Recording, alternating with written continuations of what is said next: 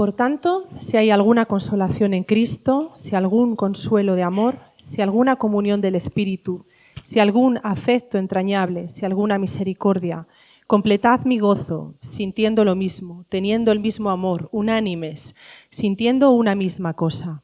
No hagáis por contienda o por vanagloria, antes bien con humildad, estimando cada uno a los demás como superiores a él mismo, no mirando cada uno por lo suyo propio, sino cada cual también por lo de los otros. Haya pues en vosotros este sentir que hubo también en Cristo Jesús, el cual, siendo en forma de Dios, no estimó el ser igual a Dios como cosa a que aferrarse, sino que se despojó a sí mismo, tomando forma de siervo, hecho semejante a los hombres, y estando en la condición de hombre, se humilló a sí mismo, haciéndose obediente hasta la muerte y muerte de cruz. Por lo cual Dios también le exaltó hasta lo sumo y le dio un nombre que es sobre todo nombre, para que en el nombre de Jesús se doble toda rodilla de los que están en los cielos y en la tierra y debajo de la tierra, y toda lengua confiese que Jesucristo es el Señor, para gloria de Dios Padre. Segunda de Corintios, capítulo 8, versículo 9. Porque ya conocéis la gracia de nuestro Señor Jesucristo, que por amor a vosotros se hizo pobre, siendo rico, para que vosotros con su pobreza fueseis enriquecidos. Yo supongo que tenéis fresco todo el pasaje que hasta ahora hemos estado viendo acerca de la generosidad o de la ofrenda que de una manera muy particular Pablo estaba solicitando a los creyentes en la iglesia de Corinto. Pero aún así podemos ver cómo después de algunas exhortaciones, recordamos que el apóstol Pablo trae algún consejo o algún principio que se podría desprender de la generosidad de otras iglesias en Macedonia y cómo eso lo quiere aplicar y quiere animar a los creyentes en esta otra iglesia de la ciudad de Corinto. Y en medio de toda esa argumentación que va a continuar más adelante, creo poder afirmar que el apóstol Pablo hace una de las afirmaciones más extraordinarias y sorprendentes que podemos encontrar en las Escrituras. Es verdad que lo podemos decir de otros muchos pasajes o versículos y que tenemos incluso en el Antiguo Testamento también declaraciones contundentes. Pero si nosotros miramos este versículo en unas pocas líneas, muy pocas, Pablo está diciendo cosas extraordinarias y sorprendentes. Una profunda verdad encerrada en todo lo que es una argumentación ética o de comportamiento que está reclamando o extendiendo a la iglesia de Corinto.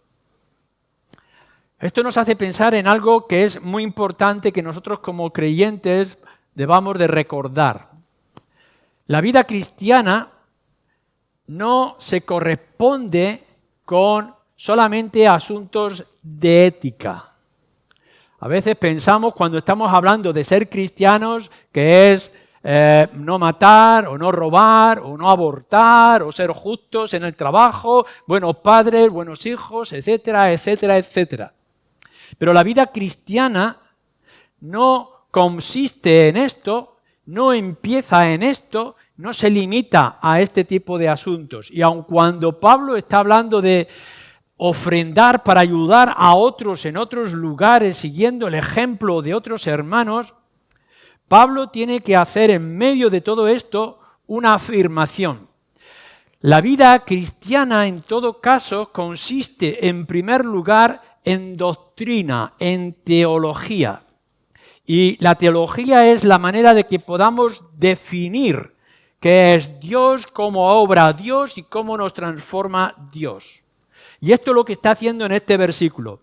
Hermanos, ser generosos, actuar, animaros a poder participar, porque Jesús, y entonces nos pasa a hablar acerca de nuestro Señor Jesucristo. Y no solamente esto, hay una verdad aún más poderosa todavía de lo que es, cómo es nuestra vida cristiana. Nuestra vida cristiana no es que seáis buenas personas, que debéis de serlo. Que no apliquéis los principios cristianos que se nos ven en las Escrituras, que debéis de aplicarlo. La vida cristiana para los corintios en este momento y en este instante y para nosotros aquí, ahora en Ciudad Real, es nuestro Señor Jesucristo. Así que todo lo que nosotros podamos decir, incluso en los momentos en que podamos ser buenas personas, buenos padres o buenos hijos, buenos empleados, etcétera, tiene que ver con la persona de nuestro Señor Jesús. Es por eso que en los evangelios podemos ver, y también en las cartas, que todo lo que nosotros hagamos, no simplemente lo hagamos porque debemos de hacerlo o lo hagamos por el bien de las personas, sino que lo hagamos en el nombre de nuestro Señor Jesucristo. Así que cuando tengáis que actuar, cuando tengáis que obrar como buenos hombres y como buenas mujeres en todo contexto, tengáis que hacerlo con la mira y el sentimiento puesto en nuestro Señor Jesús.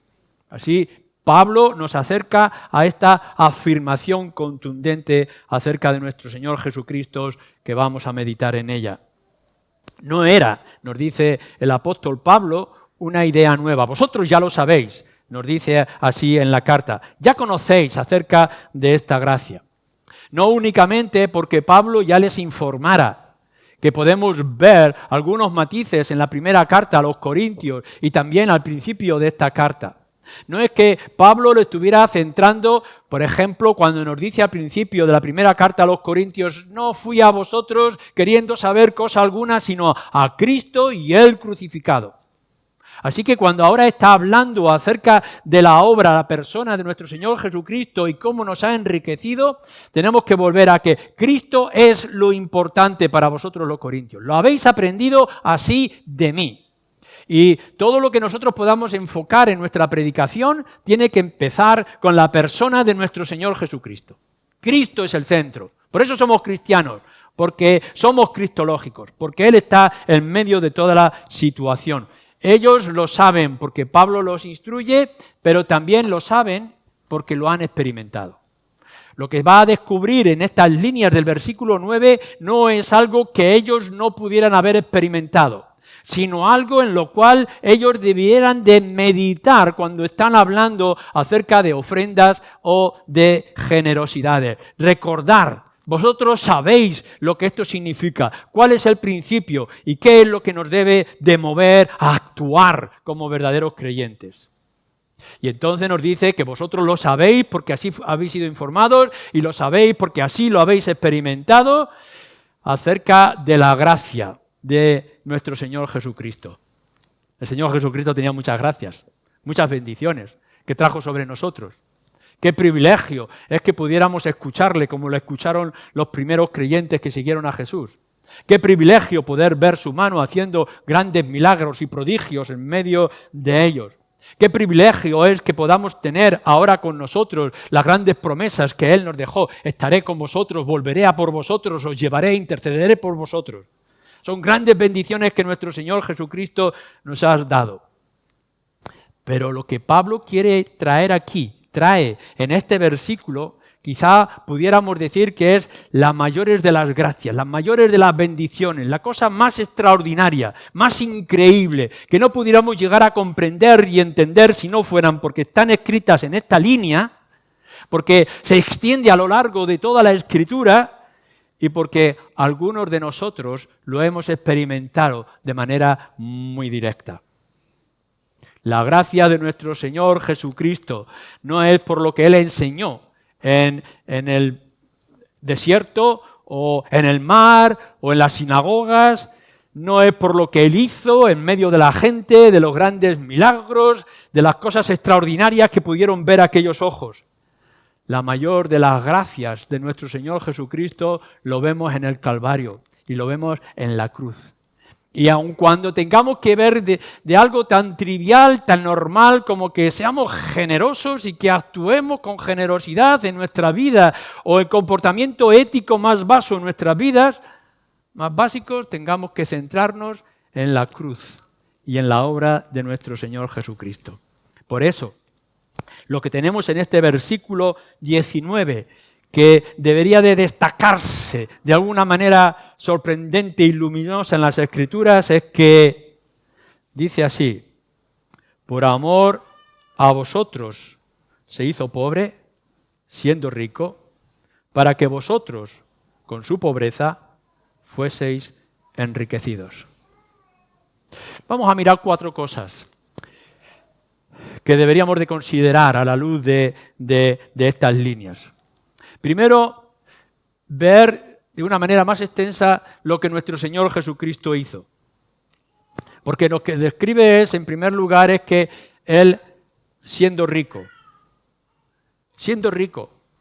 inmensamente rico, el más extraordinario que podía tener de toda su riqueza, más allá de nuestra medida y de nuestra comprensión, Cristo, el rico. Y rico no porque tuviera cosas en este mundo. Está haciendo una referencia el apóstol Pablo a su preexistencia, a todo lo que tenía antes de que el mundo fuera formado incluso. Y tendremos que hacer referencia a esos pasajes donde nos dice que hubo un tiempo donde nuestro Señor Jesucristo compartía, fijaros bien lo que dice el Evangelio de Juan, compartía la misma gloria de Dios del universo. Devuélveme la gloria que yo tenía para contigo. Cuando podemos ver y decir que el Padre y el Hijo son uno y que son iguales y que verle a Él era como ver al Padre. El que me ha visto a mí lo ha visto a Él, que es invisible. No podemos imaginar lo que eso puede implicar. Gloria, gloria, gloria, gloria por toda la eternidad. Él la tenía. La tenía y la manifestó cuando no había nada. Acordaros de lo que nos dice también Pablo cuando escribe a los colosenses. Él es el creador de todas las cosas. Por su palabra fueron creadas todas las cosas. Él estaba allí haciéndolo todo. Y no estamos hablando de una criatura excepcional. No estamos hablando de alguien que fuera extraordinariamente grande y glorioso. No, estamos hablando del creador. Él era rico porque tenía todas las cosas en sus manos. Tenía toda la gloria, toda la majestad, toda la belleza, toda la santidad, todos los atributos de Dios, y además es el que pudo hacer con su palabra todo lo que nos rodea en su hermosura. Pensar en cualquier de los atributos divinos. Sé que las mujeres lo estáis mirando en los viernes cuando os reunís. Todos esos atributos divinos los tenía nuestro Señor Jesucristo. Y Él los podía manifestar con toda su grandeza, su hermosura, su paciencia. Nuestro Señor Jesucristo nunca dejó de ser rico. Él nunca dejó de ser Dios. No nos dice el versículo que ya no era rico, sino que siendo rico se hace pobre. Lo que vemos en teología y lo que vemos en las Escrituras es que nuestro Señor Jesús, aun cuando lo vemos humillado, despreciado, de todas las maneras, nunca dejó de ser quien era. Él siempre fue Dios.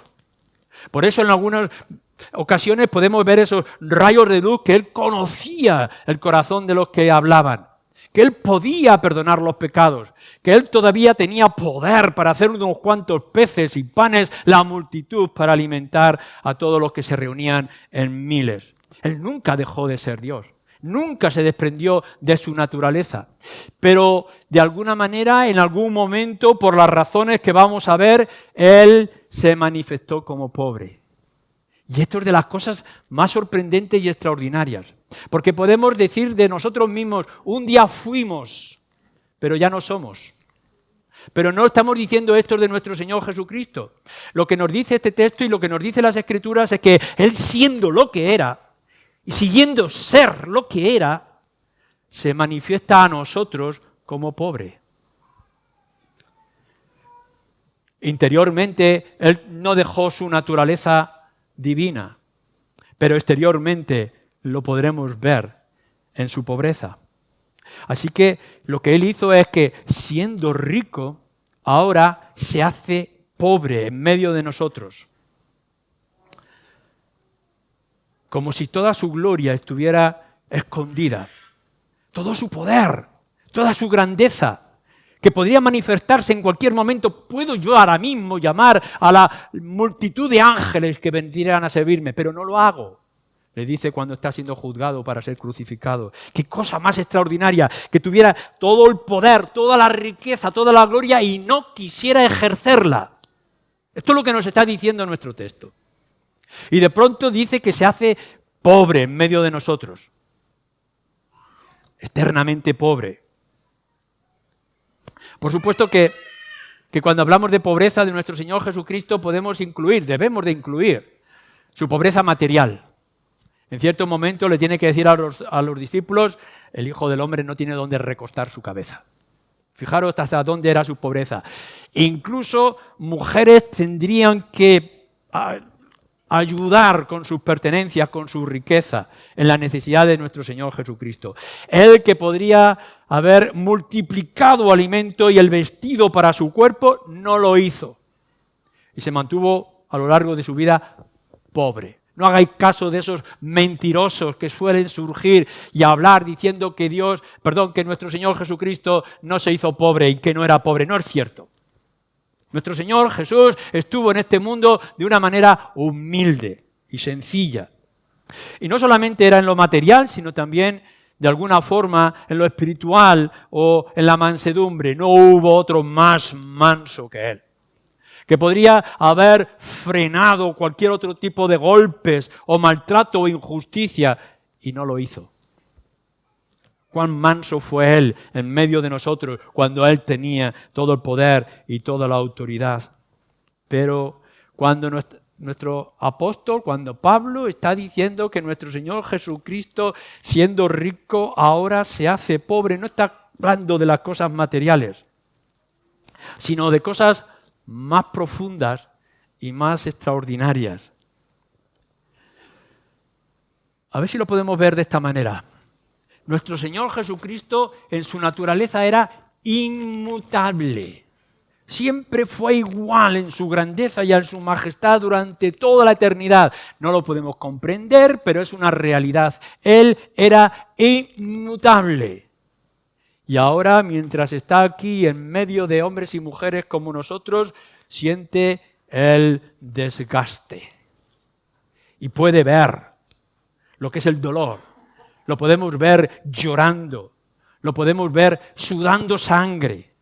Podemos ver el cansancio. Podemos ver su sed y su hambre. Como Él que lo tenía todo y que lo era todo, ahora está experimentando un desgaste. El inmutable ahora se hace como si estuviera desgastándose en su cuerpo. Nuestro Señor Jesucristo durante toda su eternidad fue santo. Podríamos pasar toda la eternidad intentando buscar una mancha en su ser y no lo encontraríamos. El santo. Y ahora lo que nos está diciendo, lo que escribe Pablo a los romanos, es que Él carga sobre sí todos nuestros pecados, los de su pueblo. ¿Qué es lo que esto pueda significar? Aquel que es santo, que no puede ver mancha alguna, Él tenga que llevar sobre sí toda la culpa y toda la maldad. Piensa en tu propio corazón, piensa en tus mentes, en tus hechos, en tus palabras, en tus gestos. Y cuán malditos y sucios pueden parecerse delante de Dios, y Él cargó con todos y cada uno de ellos para poder pagar por ellos en la cruz. ¿Qué significa esta riqueza de santidad y de magnitud, de pureza de nuestro Señor? Y que ahora lo podamos ver en ese estado hasta el punto de que la gente lo miraba, nos dice Isaías en su capítulo 53, y lo encontrábamos irreconocible y desagradable. Y Dios lo hizo pecado por nosotros. ¿No es esto acaso el mayor gesto de riqueza volviéndose en pobreza? Pero nos dice más la Escritura. La palabra de Dios nos dice que nuestro Señor Jesús fue fue amado, siempre amado por el Padre. Nuestro Señor Jesús nunca fue dejado de amar por el Padre. El Padre nunca dejó de amar al Hijo.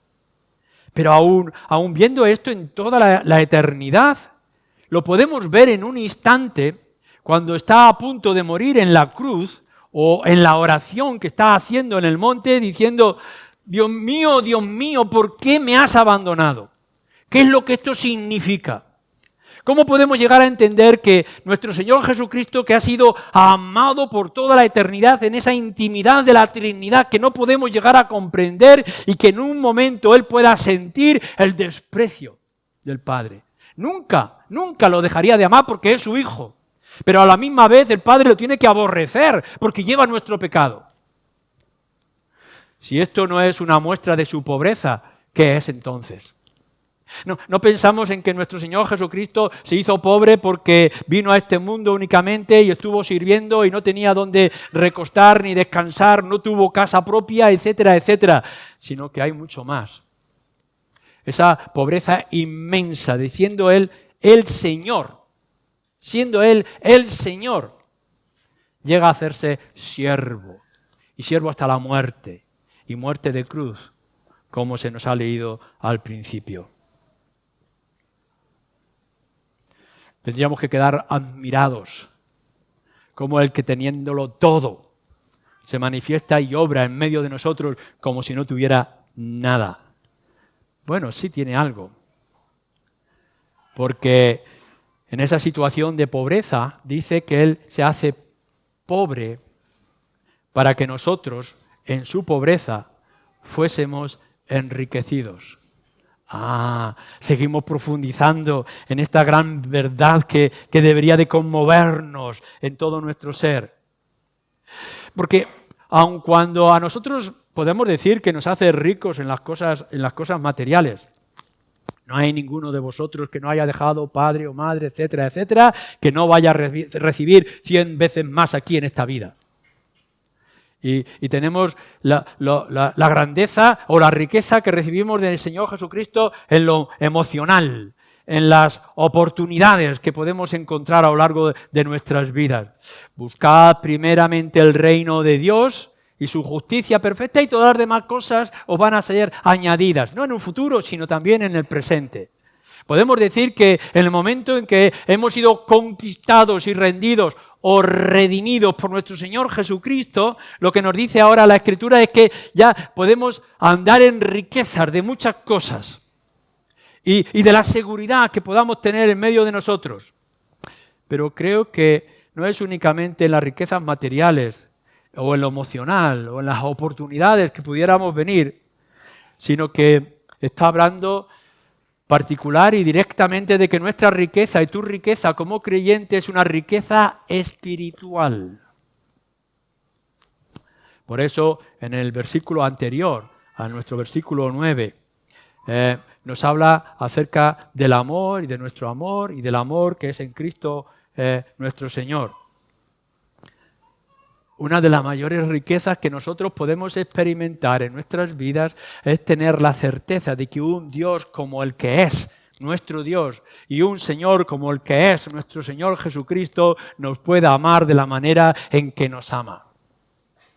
Por eso es que es tremendo, no simplemente es una cita para colgar en las paredes, sino que es tremendo aquella gran verdad: de tal manera amó Dios al mundo. ¿Cómo es que puede amar a un mundo como este, caído, arrogante y engreído, lleno de pecado? De tal manera amó Dios al mundo, para que veáis la grandeza del amor de Dios, que ha dado a su único Hijo, el amado, el único que Él tiene, el que tiene toda su grandeza, el que comparte toda su gloria, para que todo aquel que en Él crea no se pierda, mas tenga vida eterna.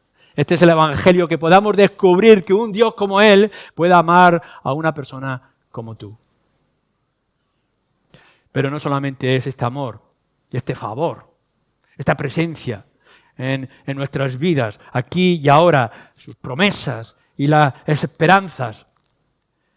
No podemos ver que una de las más grandes de las riquezas es pensar que esto no es todo, que esto es simplemente algo pasajero y que tenemos unas promesas inmensas de parte de Dios de que cuando esto se difumine, desaparezca y sea transformado, nosotros tendremos cuerpos glorificados después de salir de nuestras tumbas y que tendremos un lugar celestial para con Él.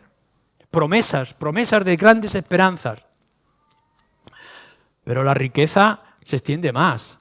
No simplemente son las cosas de bendición en nuestras vidas y las promesas que han de venir más adelante, sino recordar lo que nos dice Juan en su Evangelio, en el capítulo 7 y en adelante. Es nuestro Señor Jesucristo hablando. Es necesario que yo me vaya, que vuelva y vendrá el Espíritu y de vuestro interior, dice, correrán ríos de agua viva. Nosotros en un tiempo somos como cisternas rotas y secas. Somos como meros muertos andantes. En nosotros no hay sino corrupción por causa de nuestro pecado. Pero en un instante, por medio de la fe, el Espíritu vendrá a nosotros y morará, nos dice, y entonces, fijaros bien, de vosotros, de vuestro interior, de nosotros los creyentes, correrán ríos de agua viva, que lo que dice es, hablando acerca del Espíritu.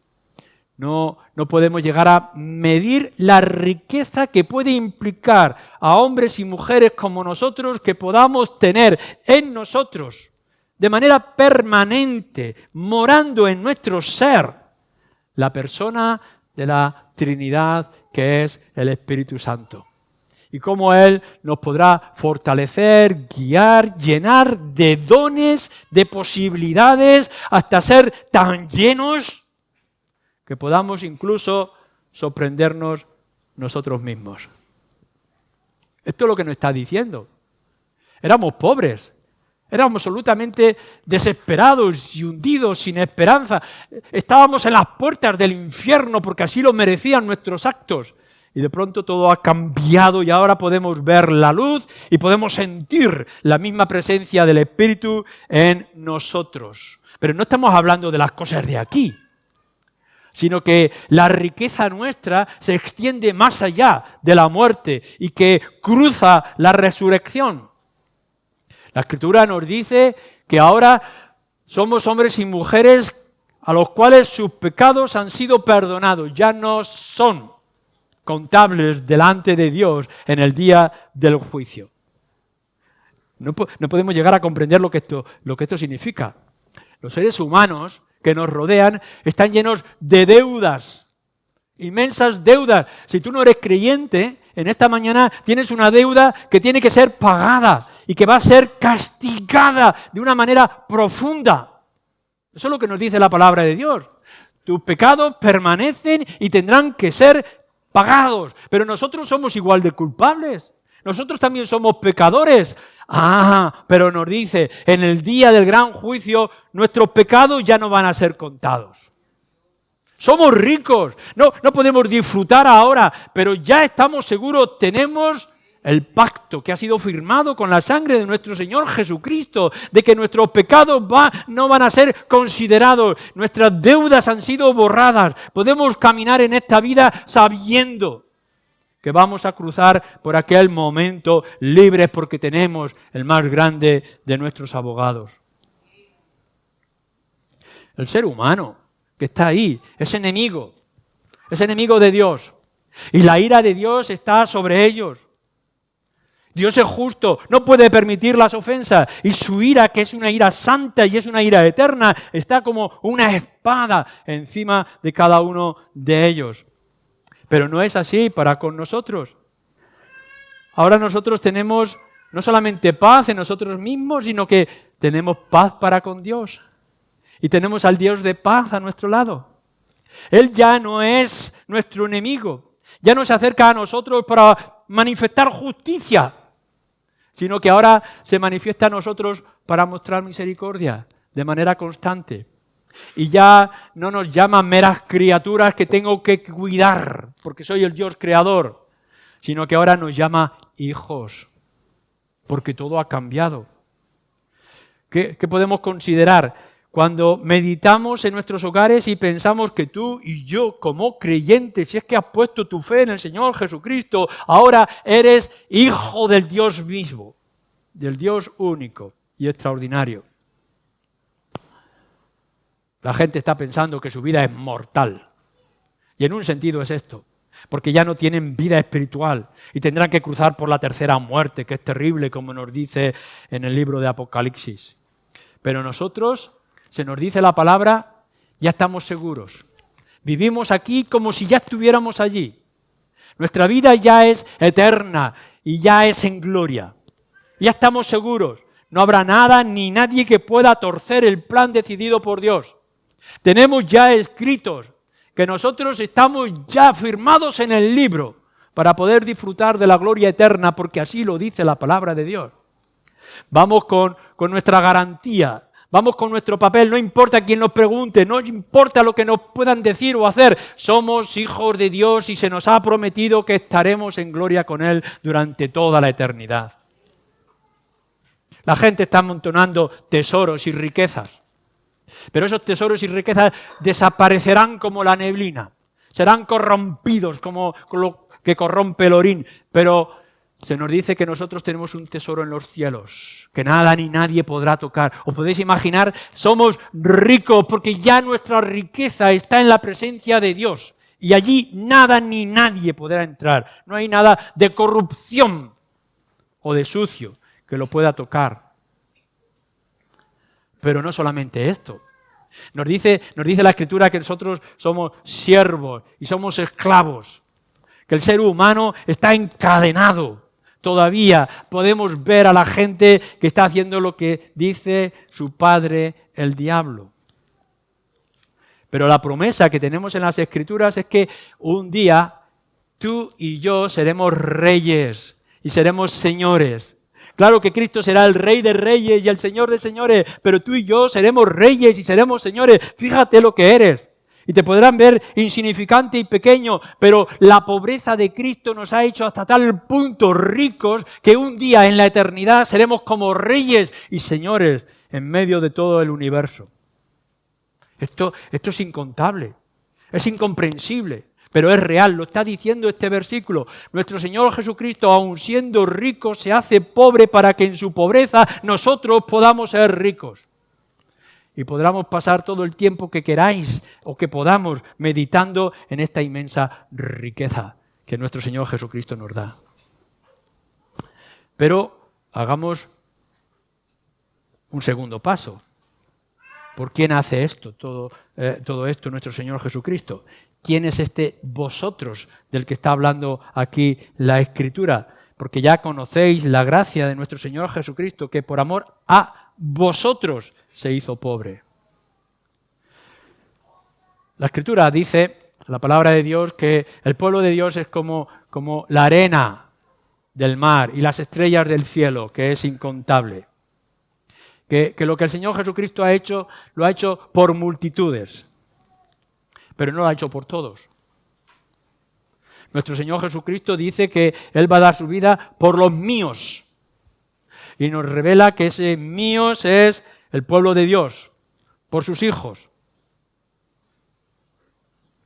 Los que conocen mi voz, los que yo puedo reconocer en medio de todos. Nuestro Señor Jesucristo ha hecho que de su pobreza podamos ser ricos nosotros, el pueblo de Dios, que es redimido por la obra de nuestro Señor Jesucristo. O nos dice en otro lugar que Él va a morir por todos los que el Padre le ha dado.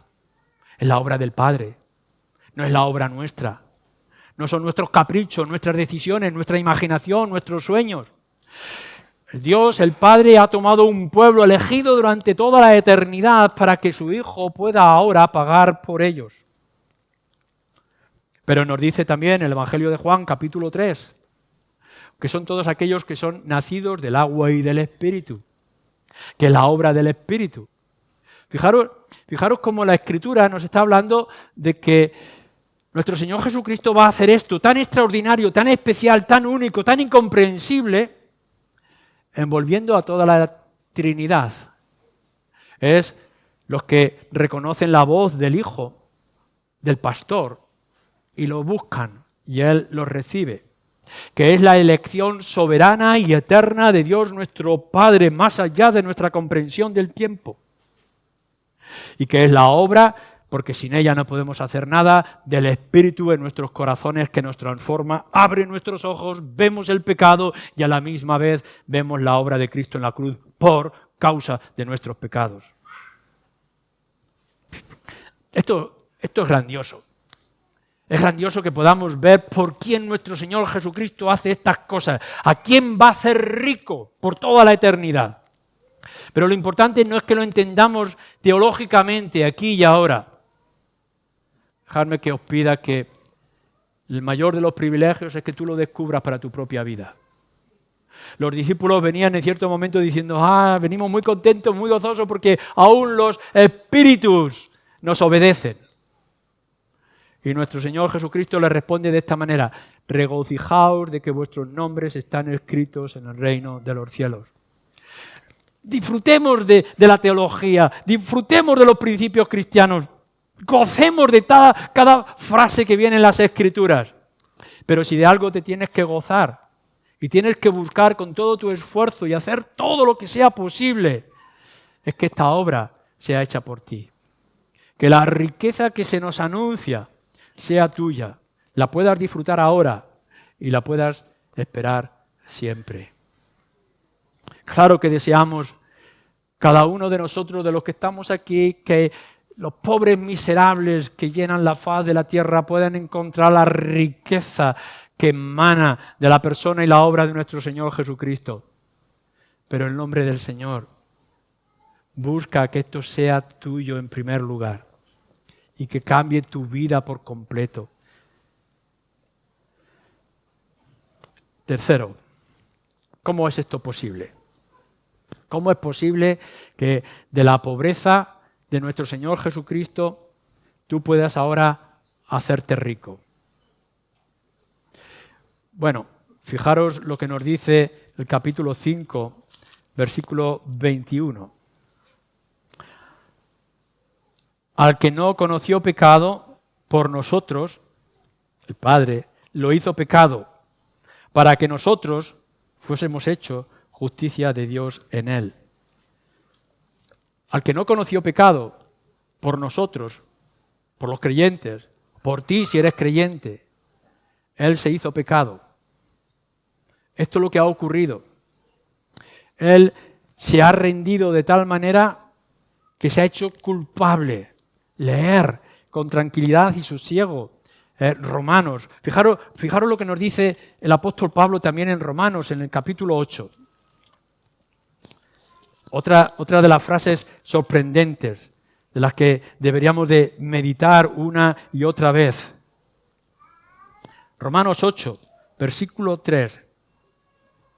Porque lo que era imposible para la ley, por cuanto era débil por la carne, Dios, enviando a su Hijo en semejanza de carne de pecado y a causa del pecado, condenó al pecado en la carne, para que la justicia de la ley se cumpliese en nosotros. Esto es lo que está ocurriendo. Nuestro Señor Jesucristo se hizo pecado, nos dice Romanos. El Señor Jesucristo toma sobre nosotros todas las demandas, sobre Él todas las demandas de la ley, para lo que no podías hacer, Él lo pudiera hacer en tu lugar. Llegó y pagó, dice, sin haber cometido pecado alguno, por todos y cada uno de los pecados de los suyos. Por eso es posible la riqueza, porque ha habido un intercambio. Lo que está ocurriendo es que, en primer lugar, Él nos despoja del pecado y de la condenación y de la culpa, nos lo quita y lo pone sobre sí. Se viste de nuestra injusticia, Él que es justo y santo. Se llena de pecado y se hace pecado por nosotros, para que por medio de la cruz, su justicia, el cumplimiento de la ley, la santidad que Él alcanza por sus obras, nos vista y nos cubra a nosotros. Por eso podemos llegar y podemos ver en otras cartas que nos vamos desnudando de este cuerpo corrupto de muerte y nos vamos vistiendo de la imagen, de la santidad, de la persona de nuestro Señor Jesucristo, hasta el punto de que nosotros ya aquí y ahora podamos decir, ya no soy yo, sino Cristo que mora en mí. Esto lo hace porque Él nos ha despojado del pecado.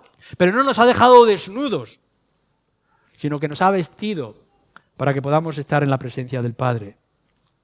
Se desnuda de su justicia y nos desnuda de nuestro pecado para vestirnos de su justicia mientras Él se viste de nuestro pecado. Con razón dice la palabra de Dios que Él se hace maldito. Maldito todo aquel que es colgado en un madero. ¡Maldito! Por causa de nuestro pecado. Lo que nosotros teníamos de maldición, Él lo experimenta sobre sí mismo. Por eso es posible que nosotros seamos ricos. Porque ante los ojos del Dios el Padre, ante la justicia, el cumplimiento del plan de Dios, Él se hace culpable por nosotros. Las palabras de nuestro Dios, de las Escrituras, nos tendrán que sorprender todos los días de nuestras vidas. Por eso nuestra vida cristiana no es ética, no es comportamiento, no son actitudes, sino una comprensión gloriosa de la obra de nuestro Señor Jesucristo que nos transforma hasta tal punto que todo lo que obramos es para su gloria y para su grandeza. Corazón agradecidos. Y entonces, después de haber dicho esto y mucho más que podíamos profundizar en la pobreza de nuestro Señor Jesucristo y que de nuestra pobreza ahora seamos ricos, Pablo lo está colocando esto en el texto de la generosidad o de la ofrenda, como lo ha hecho también cuando hemos leído en Filipenses capítulo 2. Cristo no solamente es tu medio, es tu motor, es tu salvación, sino que Cristo también es tu ejemplo. Si tienes que mirar en algún lugar, en algún momento, cómo tú tienes que obrar en tu vida, mira a nuestro Señor Jesucristo. ¿Te cuesta abrir tu cartera? ¿Te cuesta dedicar tiempo a tus hermanos? ¿Te cuesta abrir tu corazón con afecto a aquellos que sufren?